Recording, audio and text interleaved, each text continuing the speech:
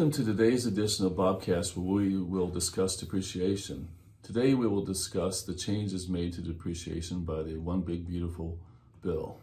There are definitely a lot of moving pieces in this area, and these changes are going to create a lot of positive planning opportunities for our clients. Ryan, can you tell us what changed? Yeah, Gary, so the main changes in the depreciation space under this legislation are going to pertain to three main topics, which are going to be bonus, Section 179, and then a new concept called qualified production property. You mentioned bonus depreciation. Let's start with that. What do our clients need to know about bonus depreciation? Sure. So under the new tax law, the 100% deduction for bonus depreciation was made permanent for assets placed in service after January 19th, 2025. This means that businesses can again deduct in the first year of purchase 100% of the cost of these depreciable assets with a recovery period of 20 years or less. You also mentioned Section 179. What do people need to know about Section 179? Yeah, so Section 179 also relates to depreciable assets, but it has a few important things to note, which is that the new law is going to allow for Section 179 limit to be increased to $2.5 million with a $4 million phase out.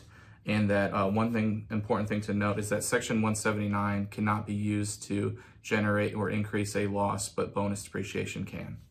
What is qualified production property, or QPP, and what do people need to know about this new classification of assets? Sure. So qualified production property is certain real property that can be fully written off in the year it's placed in service, and that is going to be using bonus depreciation method, which was never allowed prior to the new law. There are a few specific rules that we need to take into account, which are going to be that the qualified production property is going to be non-residential real property, and it has to be used as part of a qualified production activity in the United States in the manufacturing or refining of qualified products areas. So essentially, the other important thing to note are the date ranges, which require that the bonus depreciation for it to be used has to be for assets placed in service after July 4th of 2025 and before January 1st of 2031. And then the construction on the same real property has to start after January 20th of 2025 and before December 31st of 2029. And then the final important note is that the qualified production property must be owned by the same entity as the production activity, which we find can be an issue for most clients. Yeah, the requirement that the real estate must be owned by the same entity where the production or manufacturing activities are taking place is big, because that's not how most people structure their business. Well, Ryan, thank you a lot for these insights.